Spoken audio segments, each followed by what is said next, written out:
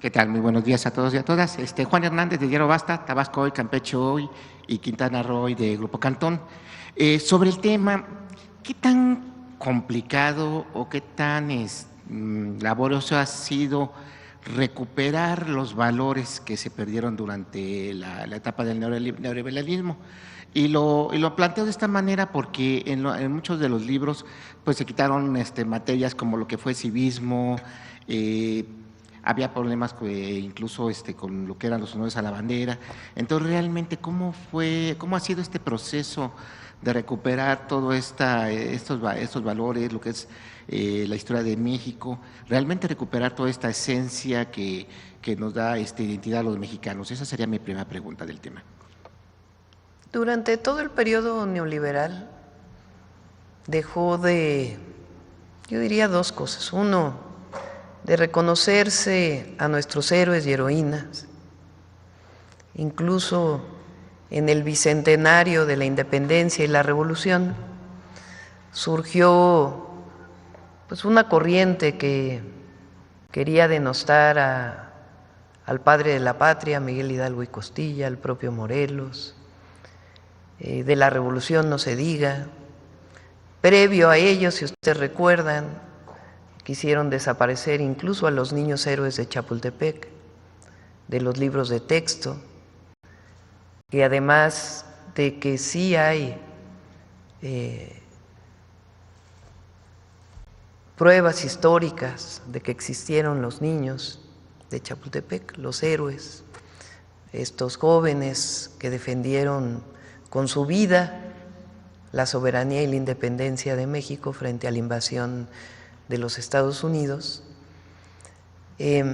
Todo ello era parte pues de una visión, pienso yo, en donde para ellos México no era ejemplo,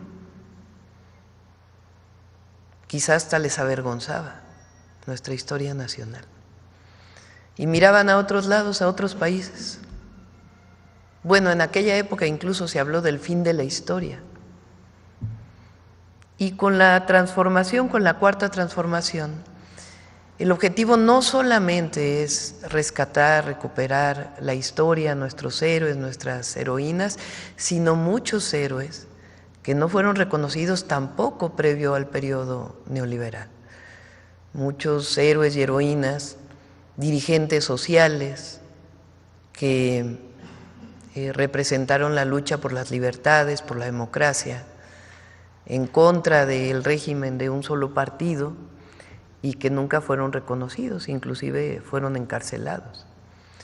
Entonces nos corresponde recuperar el valor, la historia de nuestro país, la memoria histórica, recuperar y reconocer los pueblos originarios previo a la llegada o a la invasión de los españoles, antes después los 300 años de colonia.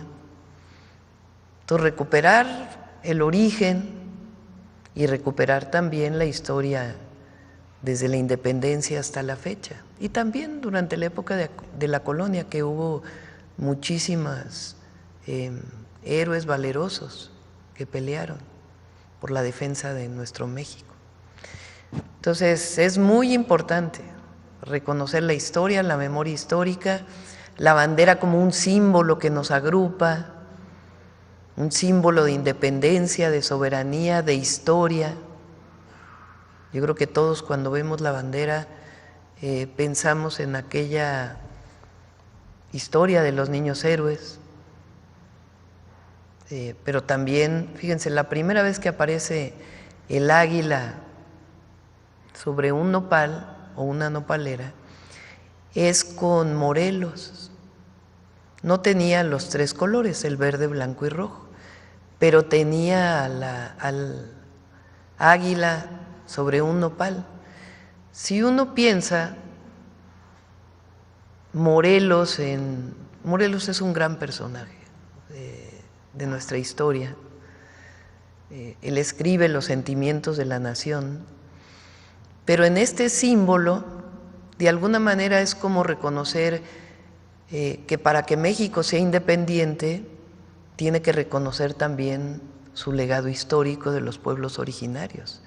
Y entonces recupera la historia de los mexicas y Huitzilopochtli y lo que significaba que llegara ese pueblo a esta zona con esta historia de que llegan a un lugar en donde hay un águila devorando una serpiente encima de un nopal.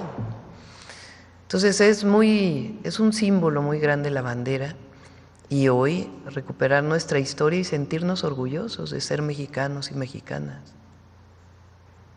Se puede decir que con la llegada de la 4T no solamente hay una revelación de las conciencias, sino también es una reivindicación de lo que es la historia y el pueblo de México. Es que la revolución de las conciencias tiene que ver con la historia. Un pueblo que no conoce su historia difícilmente puede mantener, procurar y luchar por su independencia y soberanía. Gracias.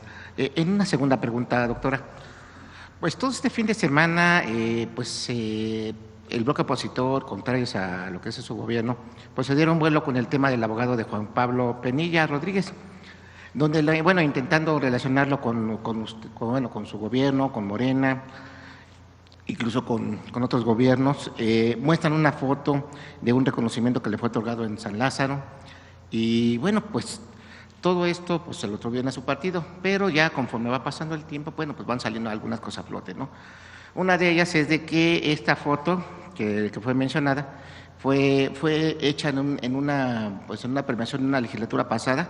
Esto fue a petición de la entonces diputada del PAN, María Teresa Castel, que le otorgó un reconocimiento a Juan Pablo Penilla Rodríguez como embajador internacional por la paz.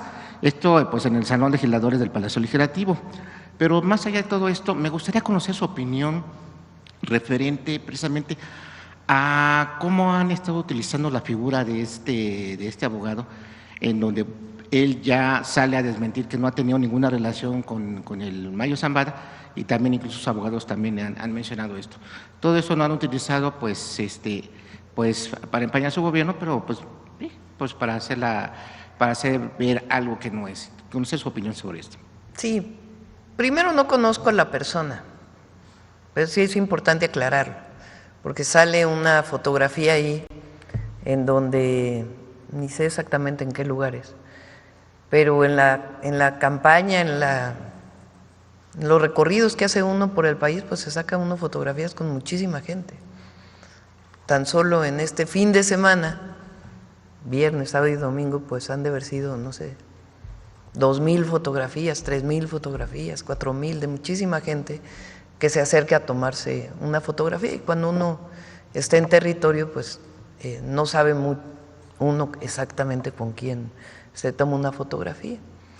Lo importante aquí es decir, subrayar, garantizarle al pueblo de México que nosotros no establecemos relaciones de complicidad ni de contubernio con nadie, y que si hay una carpeta de investigación, una investigación de la Fiscalía, que investigue y se lleve a las últimas consecuencias con quien sea, porque nosotros tenemos que defender un proyecto de nación honesto, honrado, que se sustenta en el no mentir, no robar y no traicionar al pueblo. Entonces eso es muy importante, primero que nada. Segundo, no sabemos también quién es esta persona. Y ahora resulta que esta persona fue premiado por el PAN, ¿no? Por una diputada, entiendo, del PAN. Así es. Entonces, pero lo más importante, aquí no se establecen relaciones de complicidad con nadie.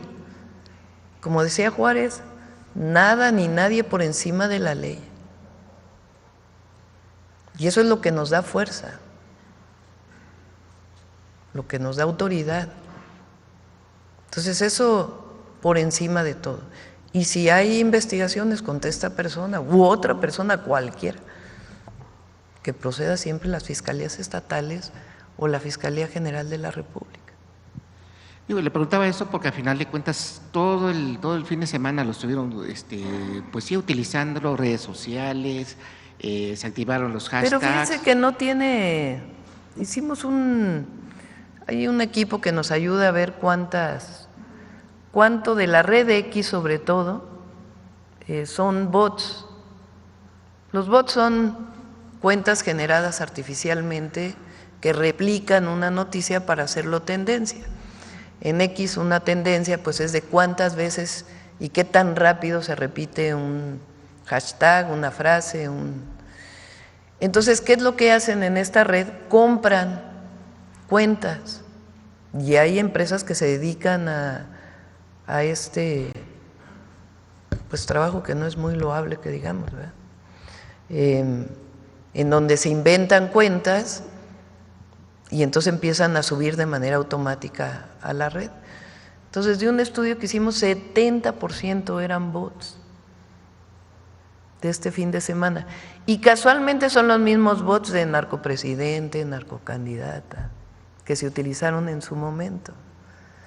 Entonces, es una realidad virtual esa. No tiene nada que ver con lo que piensa la gente.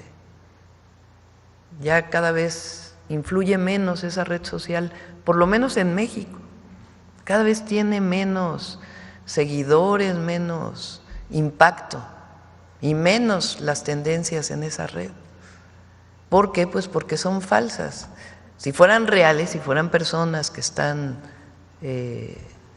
escribiendo en la red, pues entonces tendría su impacto, ¿no? Pero cuando son 70% de bots, pues ¿qué impacto puede tener? Es algo ficticio. Entonces, nosotros representamos un proyecto de nación que ha decidido el pueblo de México apoyar. Hoy sale una encuesta en el Universal, a ver si la ponen.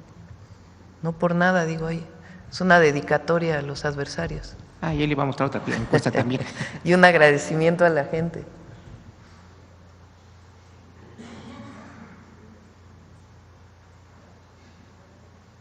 Y es el Universal, que no necesariamente es habla bien de nosotros, al revés. Pero ponle la pregunta.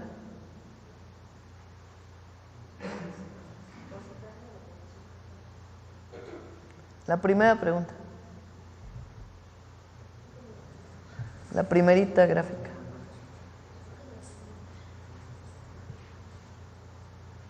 Pero es que no viene la pregunta ahí. A ver, léanle la pregunta, ¿qué dice exactamente? Es que en la otra lámina, en la primera, ahí viene tal cual que preguntar. ¿Usted aprueba o reprueba el trabajo que está haciendo Claudia Sheinbaum como presidenta de la República? ¿Aprueba mucho algo? 80%. ¿Reprueba mucho algo? 11%.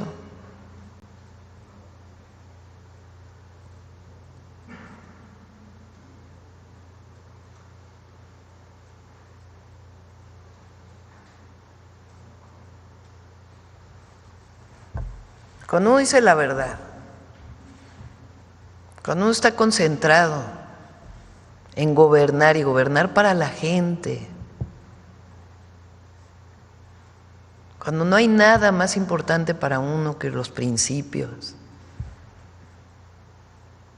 y los compromisos que hicimos con el pueblo y cumplirlos a cabalidad, pues estas cosas son de un sectorcillo ahí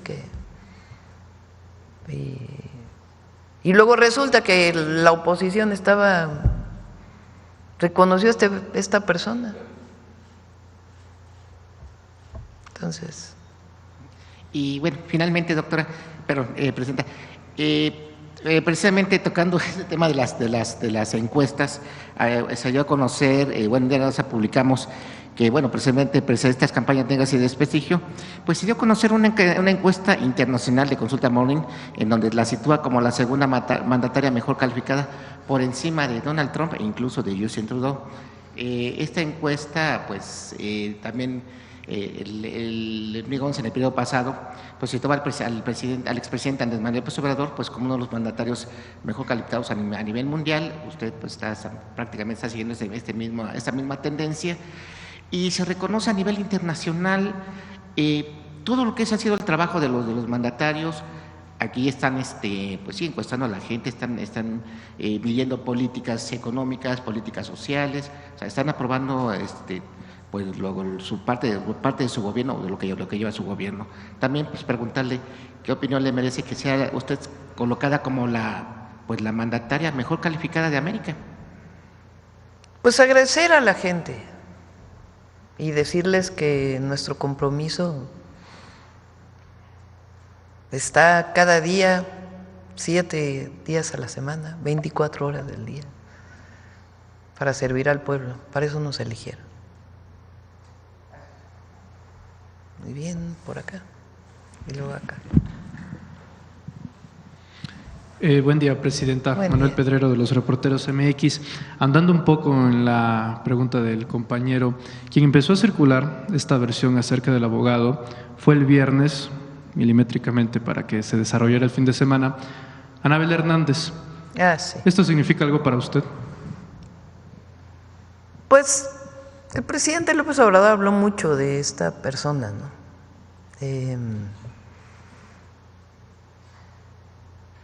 No tiene sustento lo que dice.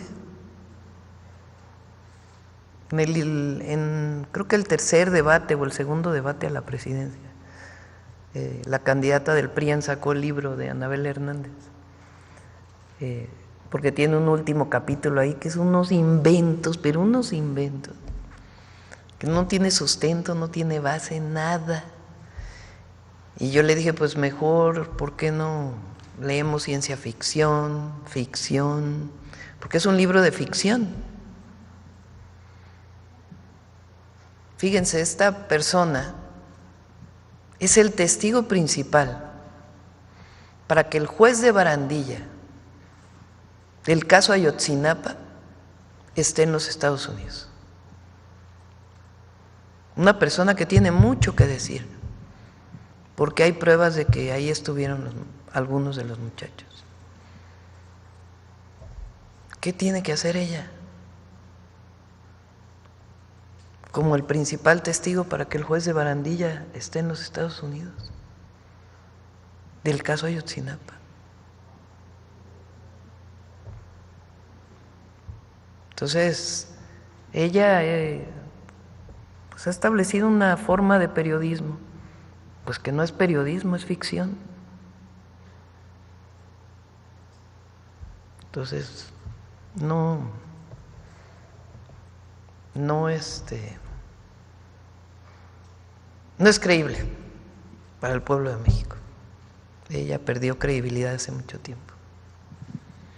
Gracias, Presidenta. En una segunda pregunta, yéndonos un poquito más allá de México, la salud del Papa Francisco ha decaído considerablemente, según informa el Vaticano, y distintos mandatarios y líderes sociales a nivel mundial pues han expresado su solidaridad y deseándole una pronta recuperación. Sin embargo, también está pasando un fenómeno bastante interesante, y es que pues grupos de ultraderecha, que obviamente muchos de ellos compaginan con el catolicismo, que son católicos, pues mostrando y expresando una alegría, una satisfacción por la caída de la salud de Francisco, ya que lo consideran bastante liberal o progresista, y porque a diferencia de sus antecesores tal vez no ha condenado o no le ha cerrado las puertas de la Iglesia Católica a grupos que históricamente han sido vulnerables y han sido rechazados, como la comunidad LGBT, como las mujeres, tal cual, y él ha sido un poco más abierto en ese sentido. Entonces, más allá de la declaración o el posicionamiento que pueda tener la Presidenta de México sobre el estado de salud de Francisco, pues nos gustaría escuchar una reflexión acerca de este fenómeno que está pasando, de aquellos que dicen ser religiosos, que aquellos que aseguran tener una afinidad con el catolicismo pues estén alegrando o encuentren cierta satisfacción con la caída de la salud de Francisco y ante todo lo que pueda derivar de ello. El Papa Francisco es un humanista, como lo escribía en en el mensaje que escribí en mis redes sociales.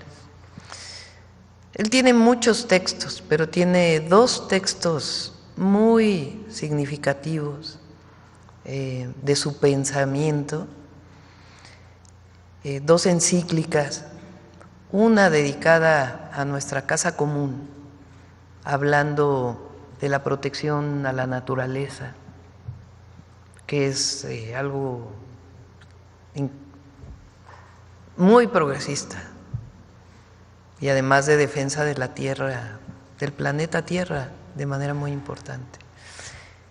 Y la otra encíclica también es una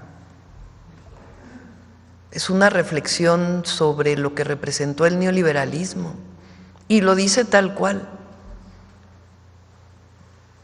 A ver si cuando fui en la campaña a la reunión del episcopado, leí un texto, a ver si lo tienen por ahí, donde cito 2 partes de esa encíclica del Papa Francisco, que habla pues justamente del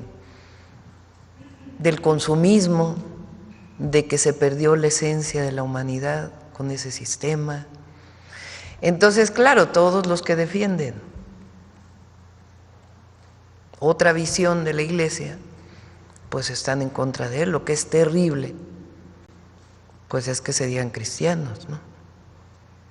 No se le debe desear mal a nadie, aunque sea tu adversario, ¿no? Y al Papa Francisco pues le enviamos nuestro deseo de que se reponga muy pronto, porque es un hombre que representa mucho para la humanidad, más allá incluso de la religión católica. Gracias. Y para finalizar, la semana pasada, ya que hablaban de la importancia de preservar las lenguas indígenas, las lenguas originarias, aquí en la Ciudad de México sucede algo interesante. La jefa de gobierno planteó la idea de que en las secundarias se empezase una materia de náhuatl para aproximadamente unas 70 secundarias, y esto generó una serie de comentarios, obviamente la gran mayoría vinculados a simpatizantes del conservadurismo y de la oposición, en las que señalaban de que no tenían ninguna especie de utilidad enseñar lenguas originarias, náhuatl, para ser precisos, porque en las empresas pues no es importante, no es un requisito. En empresas estadounidenses, ¿quién te va a pedir hablar náhuatl? No te piden hablar inglés. Entonces, preguntarle su posición acerca de este asunto como representante del Estado mexicano. ¿Cuál es el interés del gobierno, naturalmente, en preservar, en conservar, pero sobre todo para las nuevas generaciones en tener muy presente el tema de las lenguas originarias, los dialectos y demás en la educación pública, Presidenta? Mantener las lenguas es mantener la historia y mantener la identidad de la nación. Eso en primer lugar. En segundo, las lenguas de los pueblos originarios tienen en sí mismas, en la construcción lingüística, pero además en su visión del mundo, una enorme cultura. Si desaparece una lengua, desaparece parte del conocimiento universal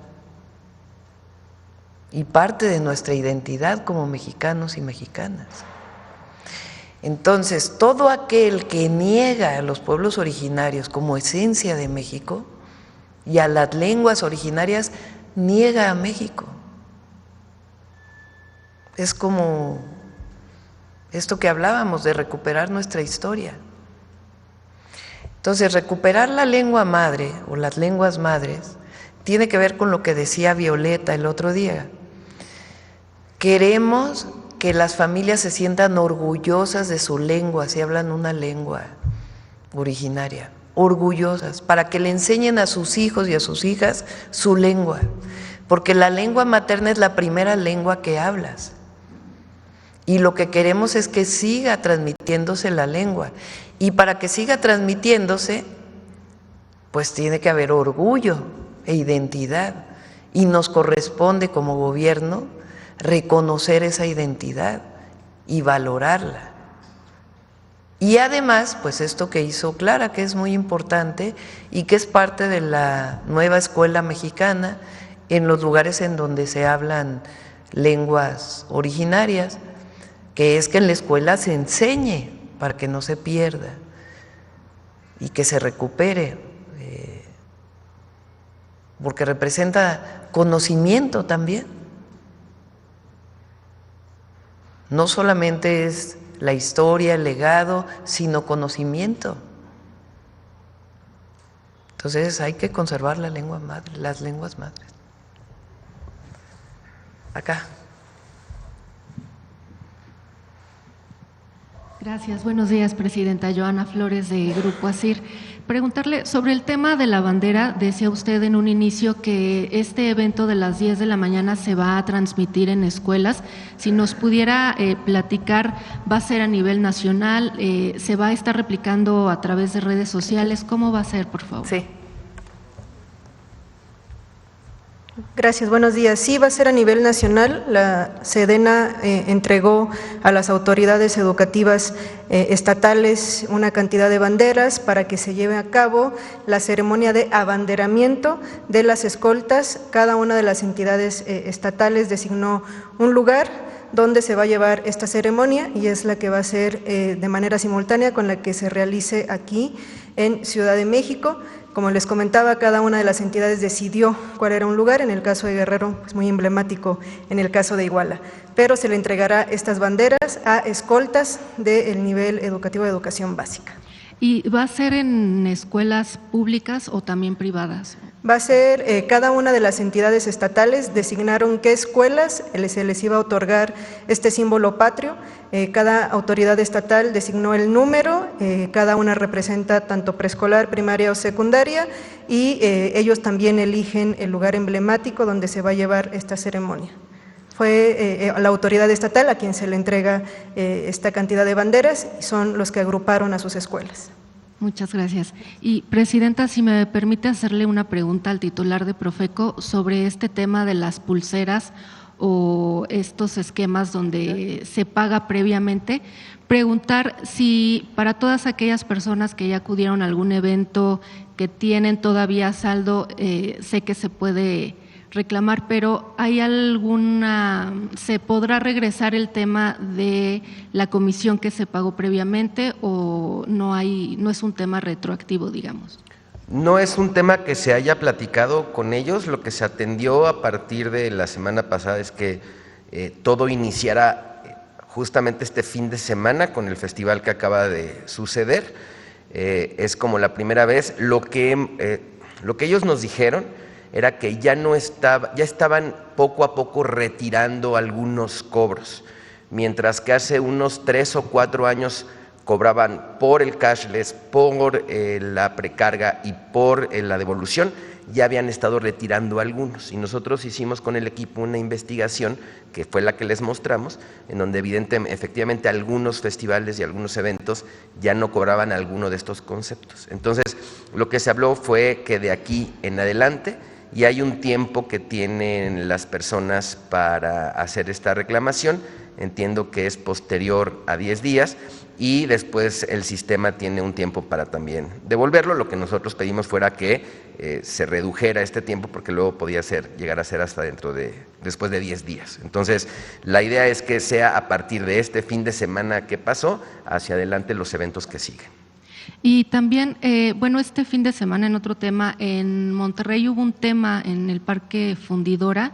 Si nos pudiera platicar qué fue lo que ocurrió, si ya en este momento hay algún responsable y saber si hay un número determinado de personas que fueron defraudadas por este espectáculo que no ocurrió. Sí, lo detectamos a partir de una queja de una consumidora en X la semana pasada. Nosotros no teníamos como que no iba a suceder el evento. Inmediatamente nos pusimos en contacto con la gente del Parque Fundidora. Lo que sucedía es que estaban anunciando en una cuenta de boletaje una exposición inmersiva sobre el Titanic.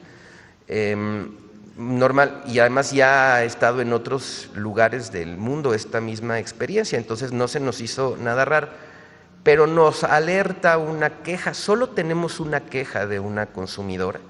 De inmediato la contactamos, personalmente la contacté, me explicó cómo estaba todo, contactamos tanto a la boletera como al lugar, al Parque Fundidora. Ninguno de los dos, bueno, la boletera sí tenía información, pero no tenía mucho más de lo que en el contrato tenía con la empresa. Entonces, ¿qué estamos haciendo? Ahorita estamos buscando a la empresa organizadora. Ya la boletera le devolvió por lo pronto el 90% a la consumidora. Tiene que devolverle el 10 más una retribución que marca la ley. Ya estamos también en esa gestión, pero justamente lo que estamos haciendo ahorita es ubicando pues al promotor, porque el Parque Fundidora no tenía ni idea. Entonces hacemos un llamado, y aprovecho tu pregunta, Joana, gracias, hacemos un llamado a todas las personas que hayan adquirido estos boletos y que hayan sido pues finalmente defraudadas porque el evento no sucedió, que nos contacten, nos busquen y nosotros les vamos a ayudar. Muchas gracias. Y Presidenta, si me permite también darle a conocer, en Grupo ASIR hemos estado siguiendo un caso sobre un grupo de personas muy amplio, son decenas, que fueron defraudadas por una empresa denominada Sinergia, que es una empresa que se dedica a remates bancarios, los ofrece obviamente a costos muy atractivos, piden un enganche de entre 200,000, 300,000 pesos. Hay casos que datan del 2018 en los que pues no hay ni inmueble y tampoco se les regresa el dinero. La persona, el representante legal de esta empresa, pues prácticamente se burla de las personas diciendo, pues presenta tu denuncia, no va a pasar nada. Efectivamente hay denuncias penales en un ministerio público en la alcaldía Cuauhtémoc, donde no ha habido avances. Este grupo de personas ya tuvo recepción en jefatura de gobierno, donde se les va a dar apoyo, pero también quisieran estas personas pues hacerles saber su caso, saber qué opina y si pudieran tener un apoyo por parte del Gobierno de México. Sí, buscamos que si es un fraude deben devolver el dinero a todos los que fueron víctimas de este fraude. Entonces sí, con gusto les ayudamos. Presidenta, y saber precisamente qué pueden hacer las personas para no caer en este tipo de engaños, sobre todo los remates bancarios que son muy atractivos y que no, ¿cómo pueden tener ellos la certeza de que están haciendo pues un negocio, un contrato verdadero y no van a caer en una trampa? Pues vamos a pedirle aquí a Iván que se ponga en contacto, quizá es con el de los bancos, ¿cómo se llama? Con Conducef. Lo buscamos con varias instituciones del Gobierno de México y se lo encargo aquí que coordine Iván para que se ponga en contacto con ellos y además con Seguridad Ciudadana para que si es un fraude pues se bajen todas estas páginas que están generando esta condición. Gracias, Presidenta. Y también otro tema que también hemos dado seguimiento en Grupo ASIR por 2 años, ya ve que nos gusta dar seguimiento, como el Hospital Coajimalpa. Bueno, en Grupo ASIR nuestro compañero… Bueno, tú lograste que se hiciera el Hospital Coajimalpa. Muchas gracias. No, bueno, usted también ayudó mucho. Presidenta… Todas las semanas que estábamos en la conferencia de la Jefatura de Gobierno, nos preguntaba, ¿qué pasó con el Hospital Coajimalpa? Era una buena presión para que se terminara rápido. Muchas gracias, Presidenta. Bueno, en este caso le ha tocado a nuestro compañero corresponsal de Chiapas. Hace 2 años, en febrero, pierde la vida un niño, el niño Damián, lamentablemente en su colegio. Cuando llegan sus papás se encuentran al niño mojado. Ellos pues tienen la certeza de que el niño murió ahogado, sin embargo las autoridades de este colegio, pues la versión era que se atragantó. Se borraron evidencias en su momento. Este caso también se expuso al expresidente López Obrador. Él también, bueno, pidió que se le ayudara a esta familia, hubo apoyo, pero pues pareciera que no hay voluntad por parte de las autoridades en Chiapas, la Fiscalía, el Poder Judicial, saber también si pudiera haber un llamado. En este momento, bueno, hay está el proceso de juicios, pero no hay una sentencia y han pasado 2 años sin que haya justicia para este pequeñito. Sí, por presidenta. supuesto, también apoyamos, con gusto. Muchas gracias. Gracias. Miren, les voy a leer lo del Papa. Es la encíclica de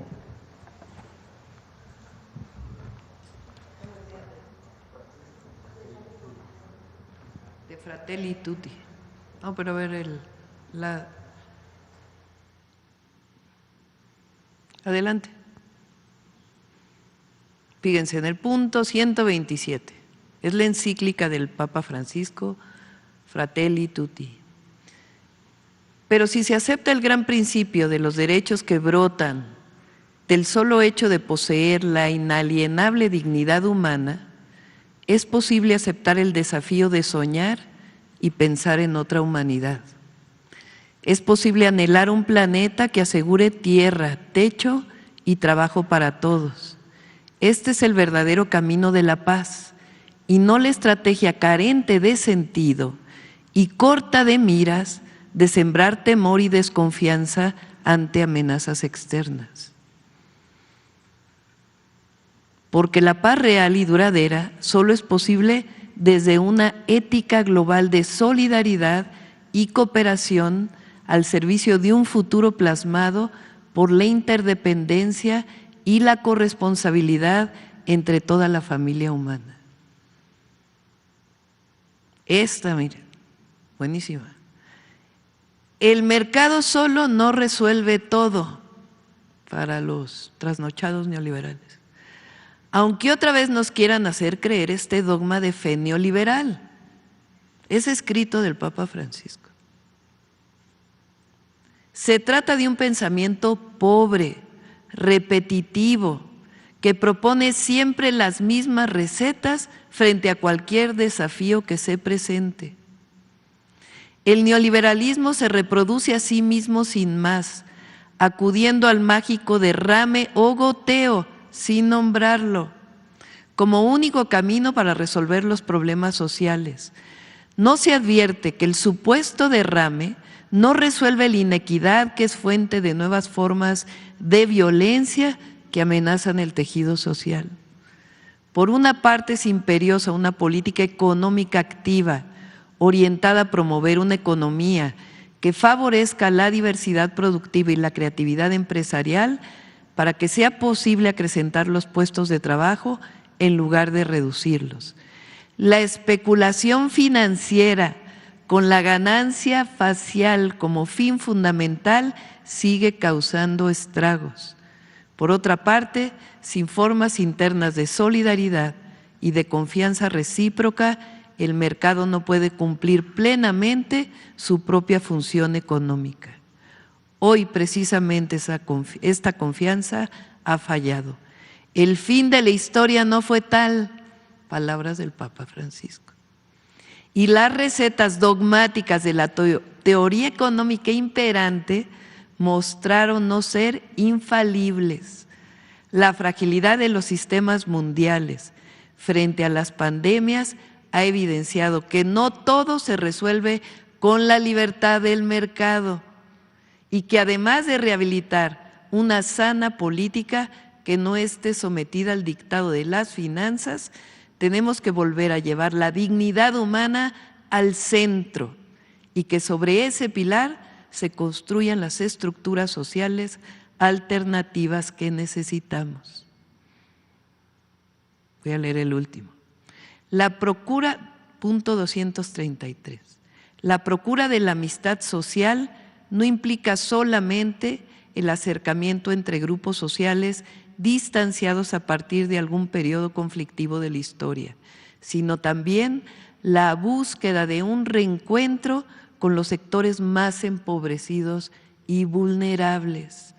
La paz no solo es ausencia de guerra, sino el compromiso incansable, especialmente de aquellos que ocupamos un cargo de más amplia responsabilidad, de reconocer, garantizar y reconstruir concretamente la dignidad tantas veces olvidada o ignorada de hermanos nuestros para que puedan sentirse los principales protagonistas del destino de su nación. Ya se imaginarán por qué hay algunos que no les gusta el Papa Francisco.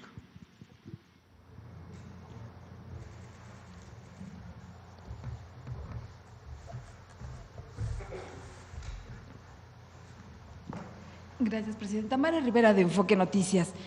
Yo quisiera preguntarle, este fin de semana escuchamos y leímos, aprovechan los bancos, el sector, todos los sectores a hacer análisis, sobre todo expectativas de lo que viene, pero particularmente hubo del sector político algunos señalamientos en el sentido de que no cayera usted en el chantaje, en este caso de la carta del Mayo Zambada, considerándose como una persona cualquiera, cuando pues todavía no es cualquiera, no es cualquier persona, pero esto coincide también con no caer, por su parte le aconsejan en este chantaje, también en las amenazas de Trump que fueron recrudecidas, ahora ya quiere abarcar estas aranceles al sector de los automóviles, semiconductores, farmacéuticos.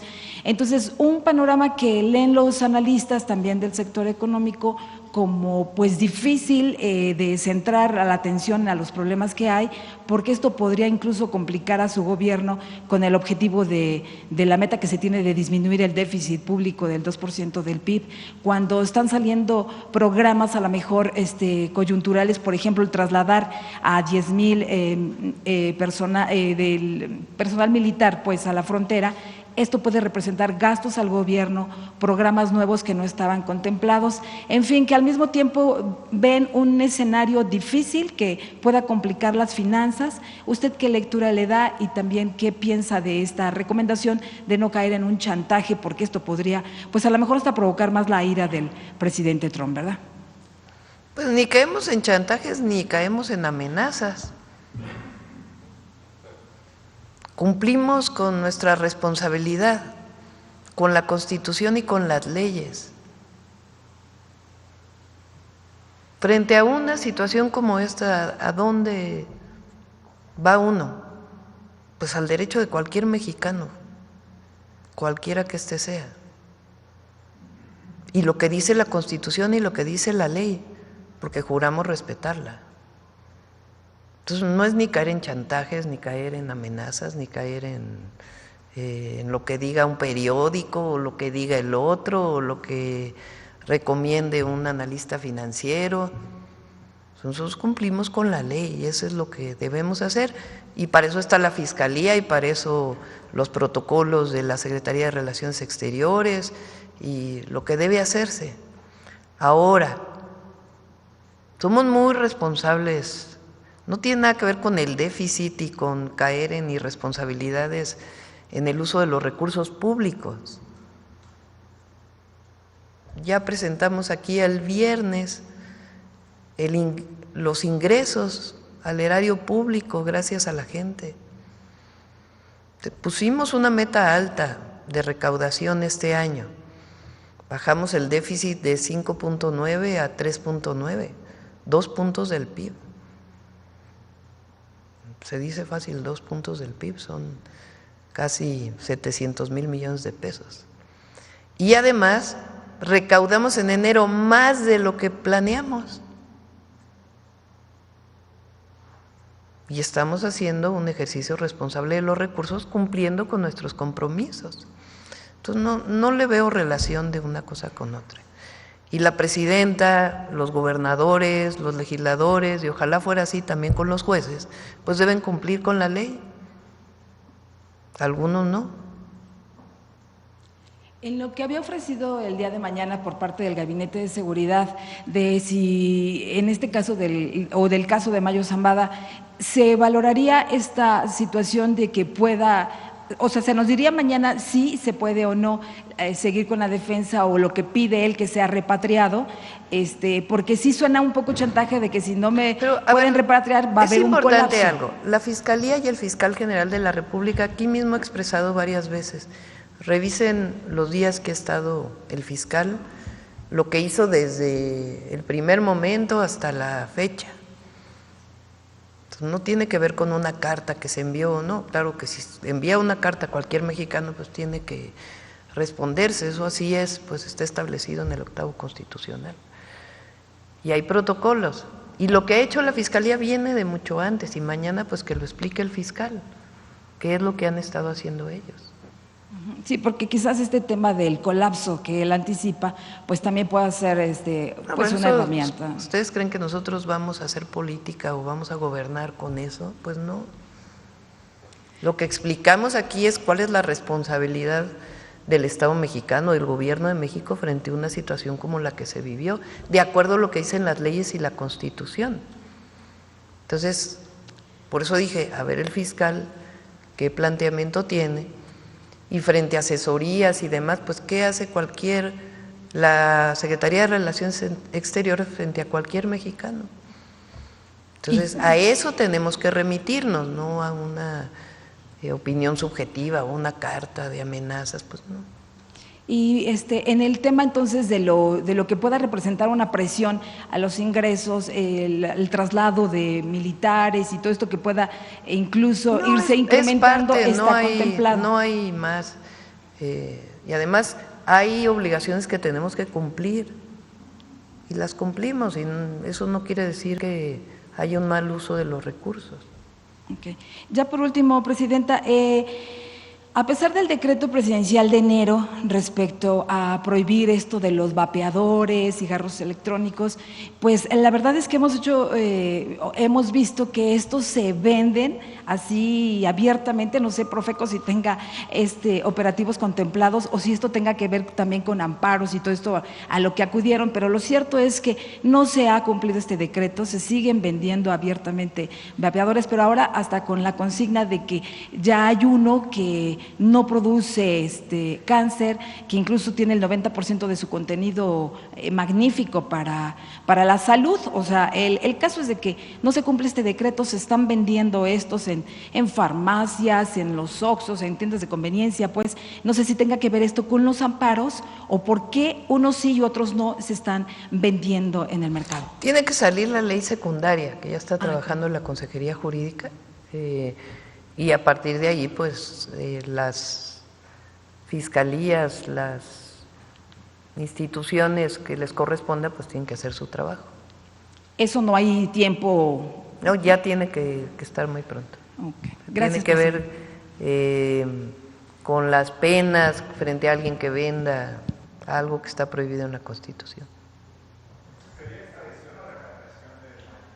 No, ni siquiera estamos metidos en eso. Por eso repito, es un asunto de la Fiscalía, que nos tiene que explicar qué es lo que ellos tienen y que han estado investigando.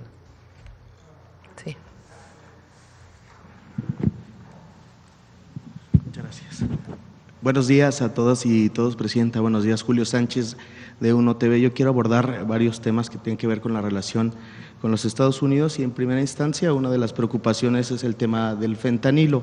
Quisiera preguntar si tiene en el gobierno información sobre el consumo de estas drogas o sustancias en nuestro país, y cuál sería, digamos, pues el balance, a diferencia de lo que ocurre en los Estados Unidos, que allá dicen hay una crisis de salud pública.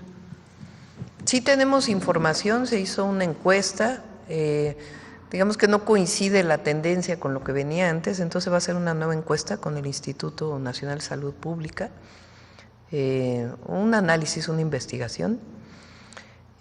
Hay distintas informaciones que tenemos. Uno de ellos es de los centros de atención ¿cómo se llama? Centros de integración juvenil. ¿Será? Centros de integración juvenil, no sé si está por ahí, a ver si la tienen. En esa es de las personas que reciben, a lo mejor no es tan representativa, pero sí es una imagen, digamos, de lo que está pasando. En el caso del fentanilo, aunque no es una droga que su consumo se esté incrementando en nuestro país. Hay un problema con metanfetaminas, que ya estamos preparando la campaña y todo lo que tiene que ver con ello.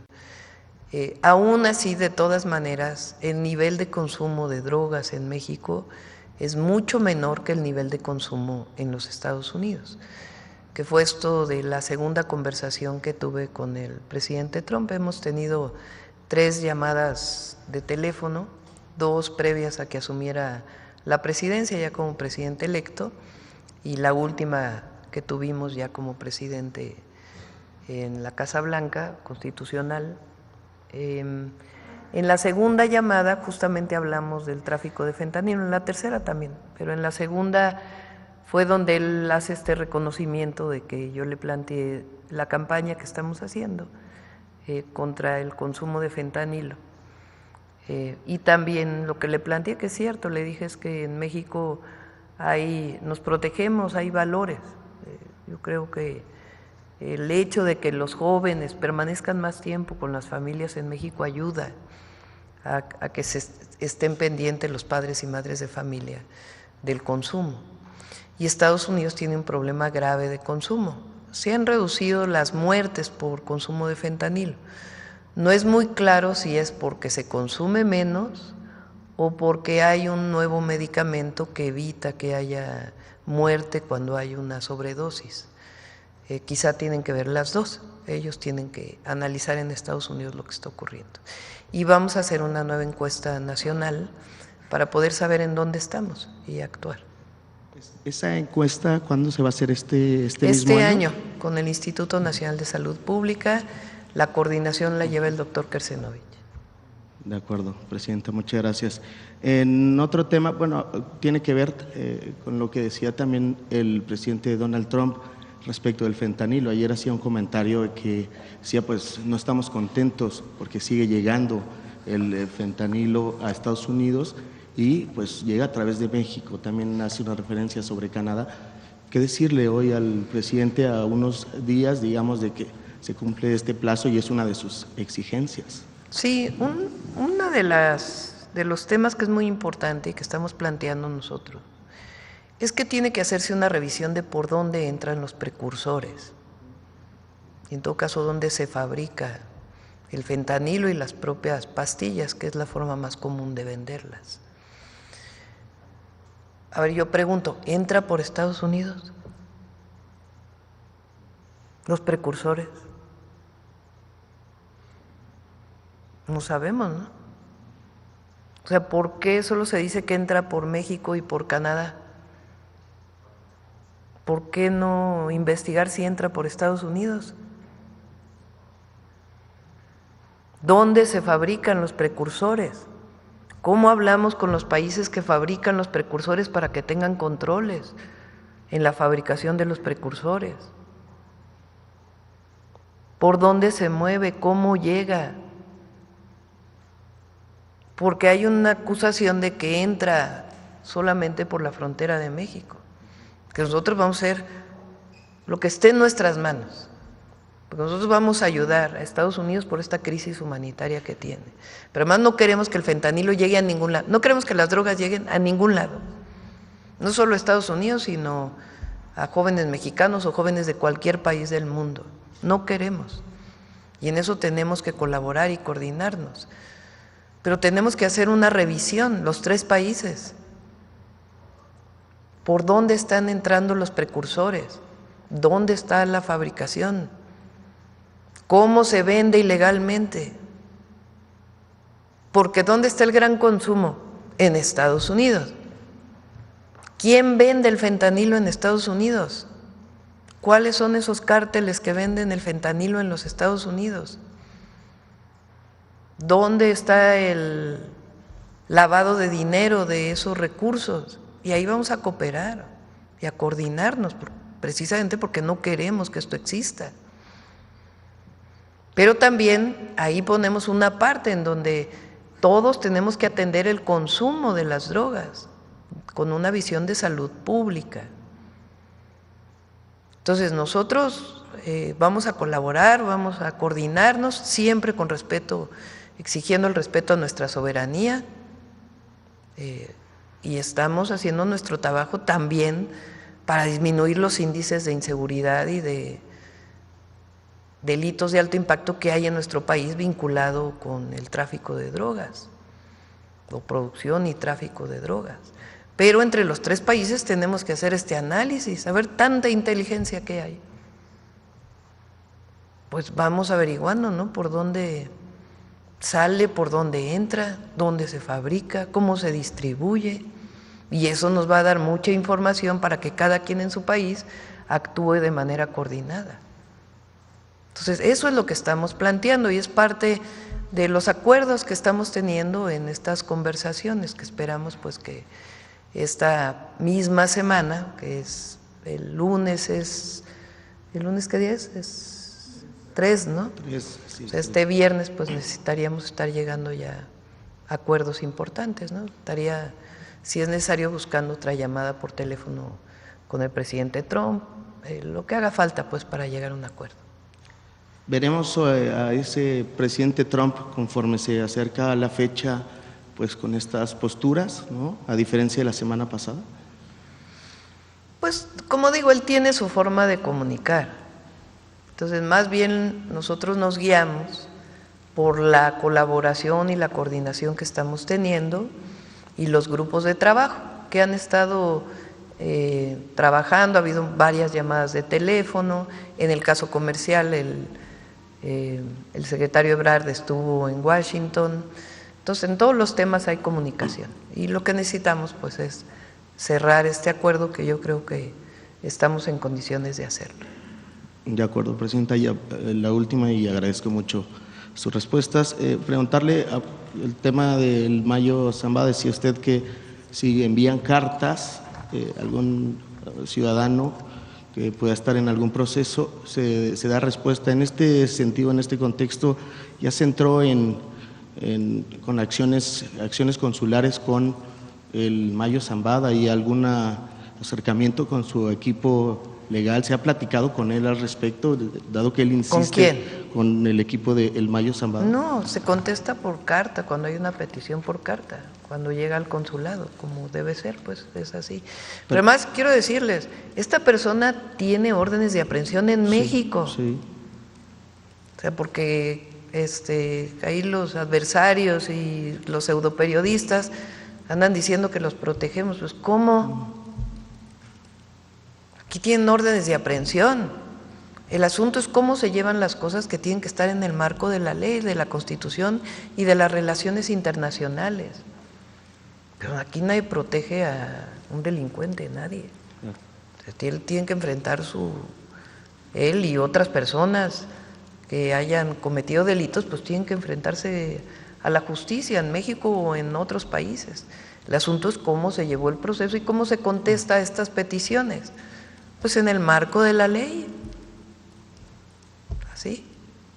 Claro, pero entonces, si ya hubo una respuesta a su se equipo, están poniendo de acuerdo la Fiscalía con…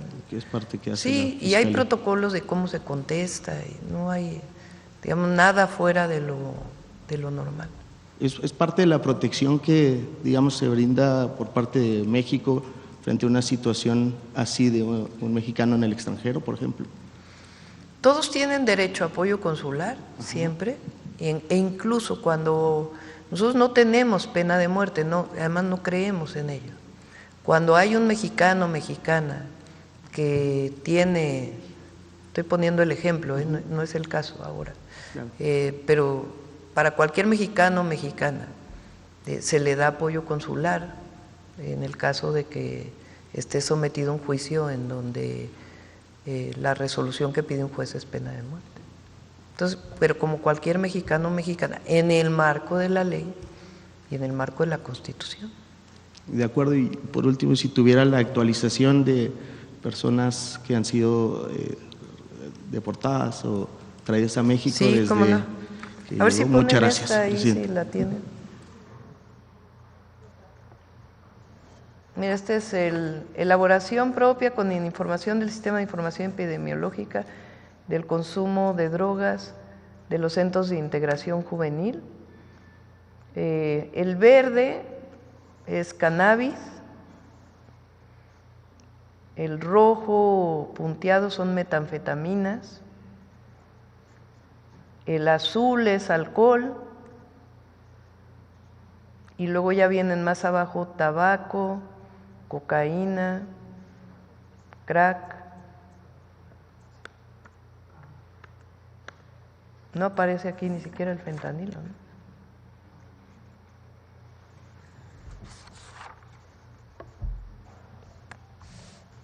Bueno, adelante. Gracias, presidenta. Muy buenos días. Rocío Jardines, de W Radio y Teleurban.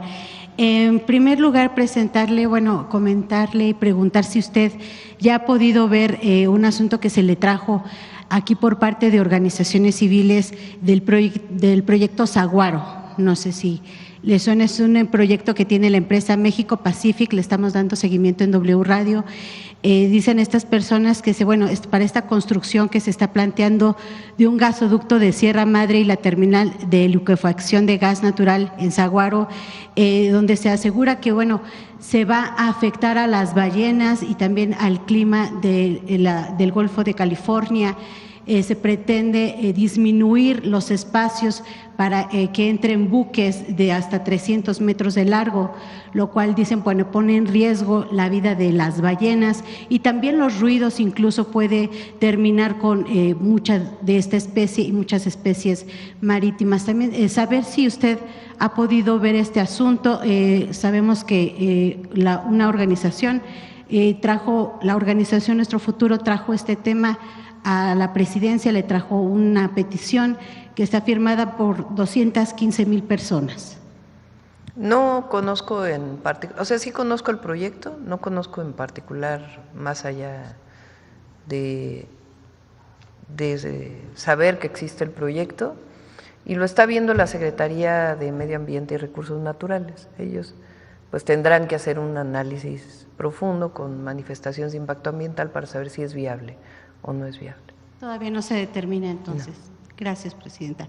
También saber cómo van las pláticas con el gobierno de Estados Unidos. ¿Qué pasó en este acercamiento que tuvo el secretario de Economía, Marcelo Ebrard, con el secretario de Comercio, Howard Lutnick, ya que se dice, presidenta, que en este acercamiento se le solicitó a México que imponga unos aranceles de 20% a China, precisamente para continuar con los diálogos y evitar el impuesto de 25% de Estados Unidos? A ver si esto es verdad, presidenta, si ya se le dio respuesta.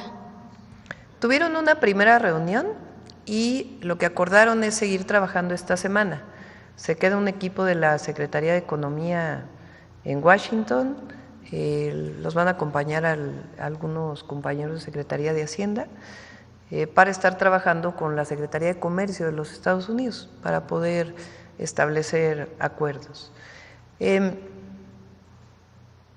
Nosotros lo que establecemos es que hay que priorizar, lo he dicho desde el principio, la relación y el acuerdo comercial con los Estados Unidos, y pedimos a Estados Unidos que priorice su acuerdo comercial con México y con Canadá en el llamado TEMEC.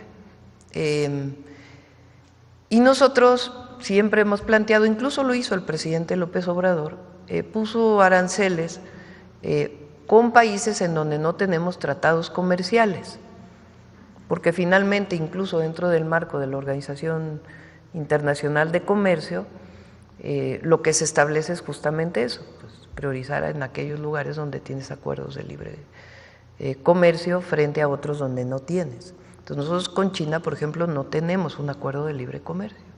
Hay otros países asiáticos con los que tampoco tenemos acuerdos comerciales. Entonces, hay acuerdos comerciales, pero no de libre comercio. Entonces es parte de lo que se está trabajando en este grupo de trabajo. ¿Pero México aceptaría esta condicionante de Estados Unidos, presidenta? Pues es que no es condicionante de Estados Unidos. El asunto es llegar a un acuerdo que permita proteger y garantizar que no haya aranceles entre nuestros países, que continúe el acuerdo comercial y en todo caso inicie la revisión del tratado comercial que tiene su fecha en el 2026 y que puede iniciar ahora, darle prioridad a este acuerdo comercial y en todo caso ver cómo entre los tres países nos fortalecemos frente a otras regiones del mundo. Eso es lo que hemos estado planteando desde el primer día que llegamos a la presidencia. Es parte también del proyecto que ya tenía el presidente López Obrador, y en ese sentido no planteamos en particular China, sino aquellos países con los que no tenemos acuerdo comercial. Entonces, es algo que incluso en la conversación que tuve con el presidente de China en el G20 se lo planteé. Por supuesto que con China pues hay una relación cultural tiempo y de muchos otros temas. En el tema comercial, se lo comenté, nosotros tenemos el tratado comercial con Estados Unidos y esa es una de nuestras prioridades. Gracias, presidente. Y por último, nada más saber unas precisiones sobre este tema de este abogado Juan Pablo Penilla. Lo dijo a través de un comunicado la dirigente de Morena, que se buscó en la base de datos del partido, no se encontró relación porque se señalaba que había tenido pues relación directamente con la campaña de usted en 2024. Se niega esto, sin embargo, pues hubo unos documentos que presentó Jorge Triana, el panista, donde pues sí se veía una firma del gobernador de Tamaulipas, Américo Villarreal, donde pues lo llevaba entre sus asesores. Después él negó, dijo que bueno, se eliminó de inmediato, sin embargo, bueno, la firma ahí está. ¿Usted va a solicitar o cree que sea necesario que haya una investigación dentro de los equipos, tanto de Morena, como a lo mejor de otros gobiernos, si existe realmente una relación con él? Usted dice que no lo conoce, sin embargo, parte de su equipo u otros políticos de las filas de Morena que pueden sí conocerlo, ¿sería necesario llamarlos a investigar que realmente no haya una relación, tras las fotografías que se observa que ha tenido, pues algunas, estuvo presente en algún evento del presidente López Obrador, en reuniones con legisladores, etcétera? Gracias, presidenta. Como lo dije, nosotros no establecemos relaciones de contubernio con nadie, Y si la Fiscalía investiga, que investigue hasta cualquier persona. Nosotros nunca estamos por encima de la ley con nadie. Entonces no establecemos ninguna relación ni de complicidad, ni de contubernio con nadie. Si la Fiscalía tiene que investigar, que investigue. Contestó el gobernador de Tamaulipas, contestó también Luisa María Alcalde, y resultó aparte que además pues fue premiado por una legisladora del PAN. O sea, entonces, pues, si hay algo que investigar, que se investigue. Bueno, creo que ya cerramos porque vamos aquí, la última. Buenos días, presidenta. Víctor Bárcenas, Radio Educación. Preguntarle, ya la parte de la elección judicial avanza con la consolidación de la impresión de las boletas y esta reunión que mantuvieron directivos del INE, la presidenta junto con la secretaria de Gobernación y el titular de la Secretaría de Seguridad Ciudadana para consolidar la seguridad del propio proceso. ¿Qué expectativas ve usted respecto de esta elección? Si ya no hay obstáculos que puedan afectar el desempeño que pueda tener esta elección para que se lleve a cabo por primera vez en el país. Y además, si ya usted llamaría a los participantes, a los candidatas a estos cargos de elección, a tener un comportamiento a la altura del proceso mismo, ¿algún mensaje que tendría para ellos? Pues que participe mucha gente, que todos los mexicanos y mexicanas salgamos a votar el 1 de junio. Ya no hay Ayer dije que va a ser el día de la democracia.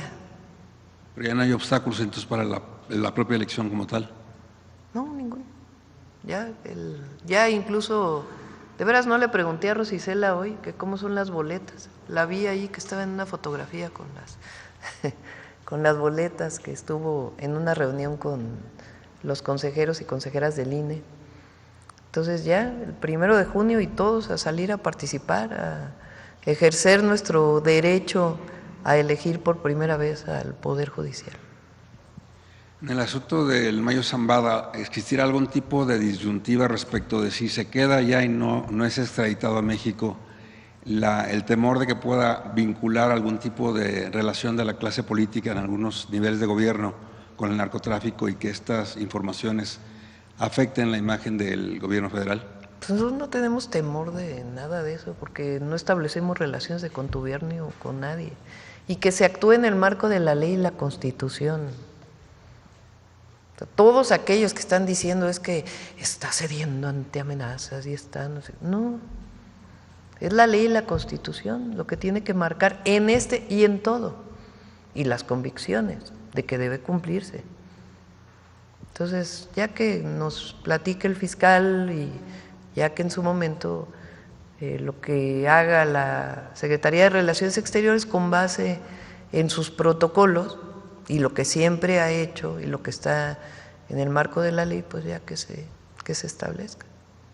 Finalmente, presidente, le pregunto en relación a la elección en Alemania, ganó la ultraderecha con Friedrich Merz. ¿Qué importancia tiene que una oleada contraria al pensamiento que ustedes manifiestan de izquierda gane más poder en un entorno global? Bueno, hay que ver cómo van a quedar las coaliciones ahí primero, ¿no? Que es un gobierno parlamentario, ¿no? Entonces se tienen que hacer coaliciones para poder definir. Ahora, pues obviamente mejor hay que seguirlas, una visión humanista. A medida que hay una visión humanista que deje atrás el racismo, el clasismo y que construya sobre la base de la igualdad, entonces vamos a tener un mundo mejor. Gracias, presidenta. Gracias a todas y a todos. Vamos con Humanismo Mexicano.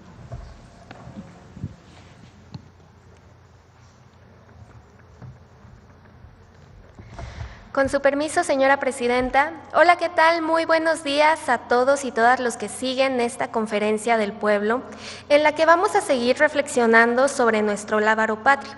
Y para ello me gustaría comenzar platicándoles un poco del escudo de nuestra bandera, el cual proviene de un poderoso símbolo del México antiguo.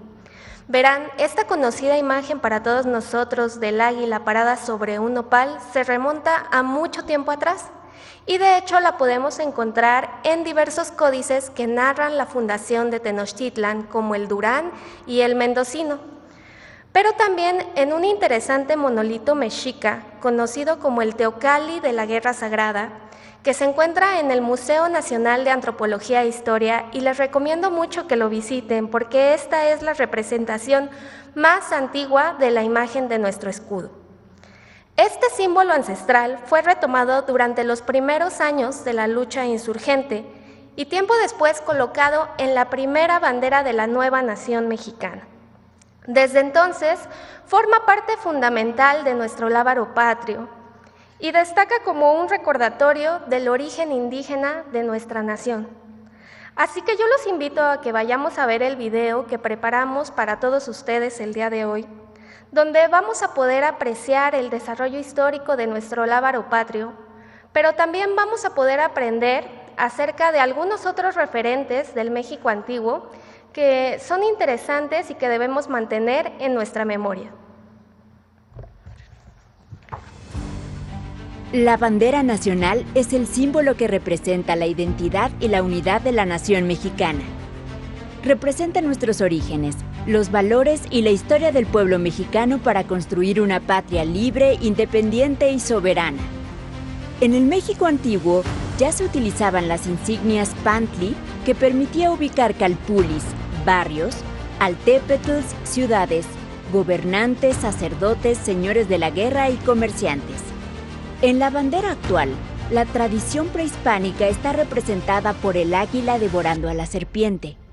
Esta representación simboliza el origen mítico de México Tenochtitlan.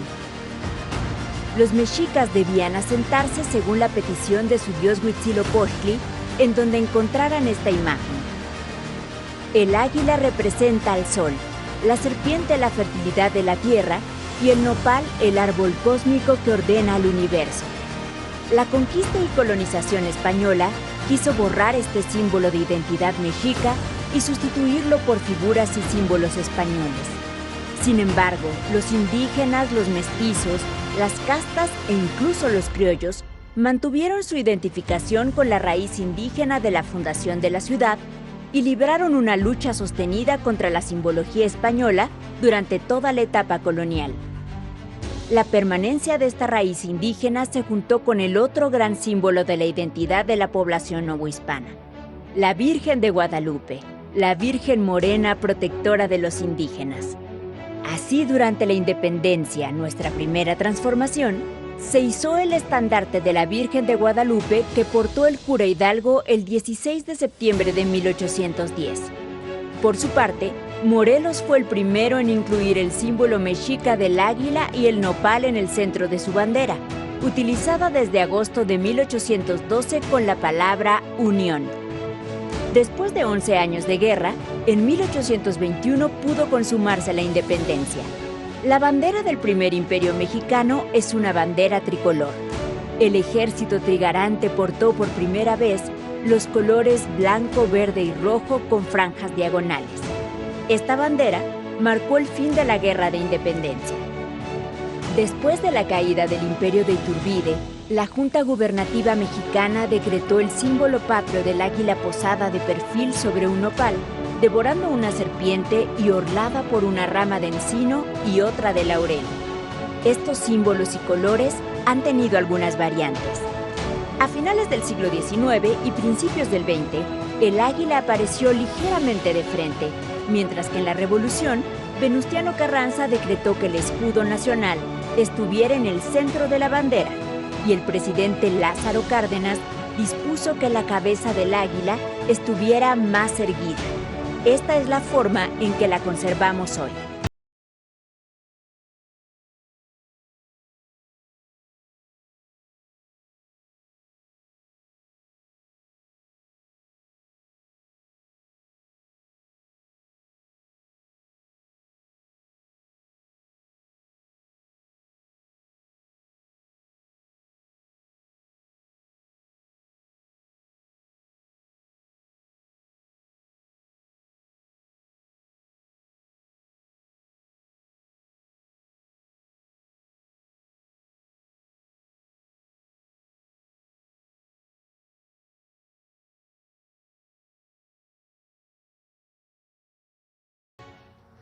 Bueno, pues como pudimos ver en el video, en la historia de nuestra bandera y de los cambios que se le hicieron a lo largo de los siglos XIX y XX, está el reflejo del propio devenir de México, de sus diferentes épocas, situaciones y aspiraciones.